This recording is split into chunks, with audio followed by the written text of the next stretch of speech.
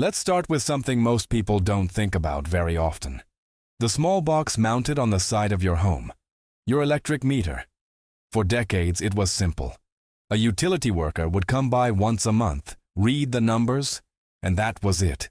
No real-time tracking, no detailed breakdowns, no direct interaction. Just a record of how much electricity you used. But over the last several years, that system has quietly changed. Today, many homes across the United States have what are called smart meters. And while the name sounds convenient, even helpful, there's more going on behind the scenes than most people realize. Not in a dramatic or conspiratorial way, but in a structural way that changes how energy is measured, priced, and managed. So today, let's break this down clearly. What smart meters actually do, why utilities are adopting them, and how they change the relationship between your home and the grid. What is a smart meter? At its core, a smart meter is a digital device that records your electricity usage in real time. Instead of a monthly snapshot, it collects data continuously, every hour, sometimes every 15 minutes. That data is then transmitted directly to your utility provider. No manual readings required. On the surface, this seems like a clear upgrade. More accurate billing, faster outage detection, better system monitoring, and those benefits are real. But they also introduce a level of visibility that didn't exist before. From monthly bills to behavioral data. In the past, your electric bill was based on total usage over a billing period. There was no detailed breakdown of when you used energy. With smart meters, that changes. Utilities can now see patterns. When your home uses the most electricity, how usage changes throughout the day, how demand shifts during peak hours. This isn't about individual surveillance. It's about system-wide management. But from a homeowner's perspective, it introduces a new layer of complexity. Because once energy usage becomes time-based, pricing can become time-based too. Time of use pricing. One of the biggest shifts enabled by smart meters is something called time of use pricing. Instead of paying a flat rate for electricity, rates can vary depending on when you use it.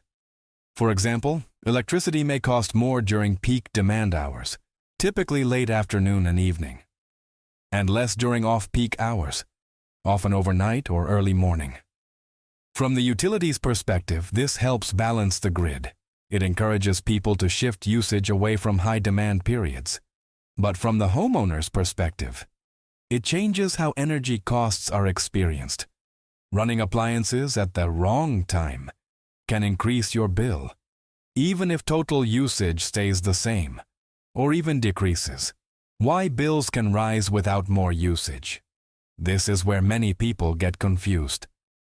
They try to reduce consumption, turn off lights, use energy-efficient appliances, adjust thermostats, but their bills don't drop as expected. In some cases, they even increase. Why? Because the timing of energy use matters more than it used to. If more of your electricity is used during peak rate hours, your total cost can go up, even if your total consumption goes down. That's a structural change, not a usage problem. Remote management capabilities. Smart meters also allow utilities to manage certain aspects of the grid remotely. This includes connecting or disconnecting service without sending a technician, monitoring outages more precisely, adjusting load during high-demand periods. In some areas, utilities can implement demand response programs. These programs may temporarily reduce or shift energy usage in participating homes during peak demand events. For example, adjusting thermostat settings or cycling certain appliances. Participation is usually voluntary, but it highlights something important. The grid is becoming more interactive, more responsive, and more centrally coordinated. Efficiency versus control. It's important to keep this in perspective. Smart meters are not inherently negative. They improve efficiency. They help utilities respond faster to outages. They support the integration of renewable energy sources. but they also change how energy flows between households and the grid. The relationship becomes more dynamic, more data-driven, and in some ways, less predictable for the average homeowner. Because pricing structures can evolve, programs can change, and policies can shift over time. The awareness gap. Most homeowners don't actively monitor their energy usage patterns throughout the day. They focus on the monthly bill. So when underlying pricing structures change, the effects can feel confusing. Why is my bill higher this month? Didn't I use less electricity? Without understanding time-based pricing and demand patterns, those questions are difficult to answer, and that creates a gap. Not in intelligence, but in visibility. The bigger energy shift. Smart meters are part of a larger transition happening across the energy system. The grid is becoming more digital, more interconnected, more responsive to demand.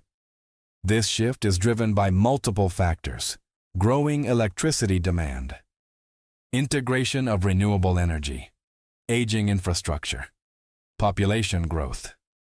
All of these require more precise management of energy flow. And smart meters are one of the tools that make that possible. What this means for homeowners. For homeowners, the key takeaway isn't fear, it's awareness.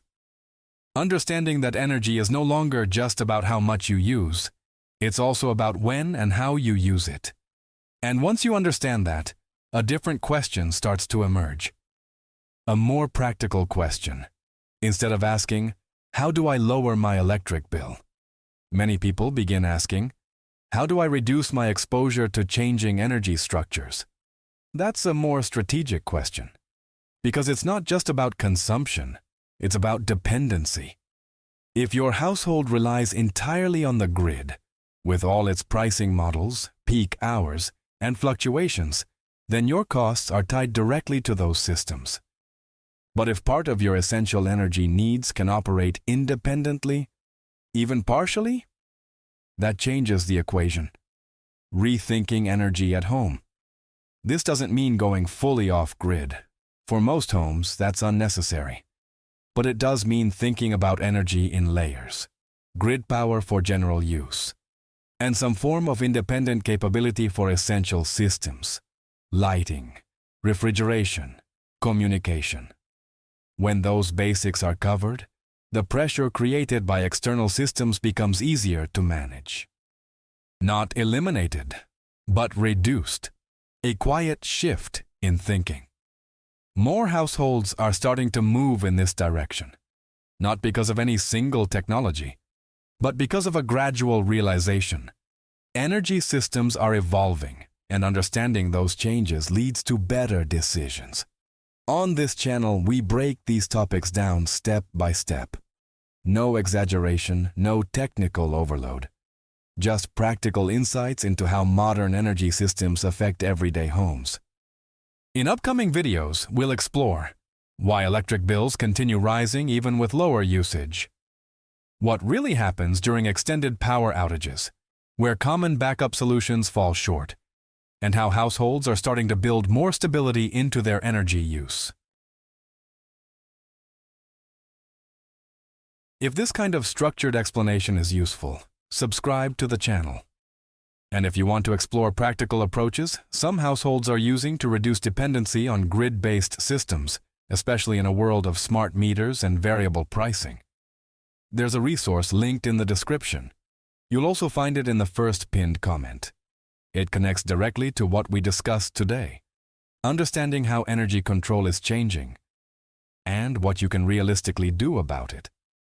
Subscribe, check the link in the description or pinned comment, and I'll see you in the next video.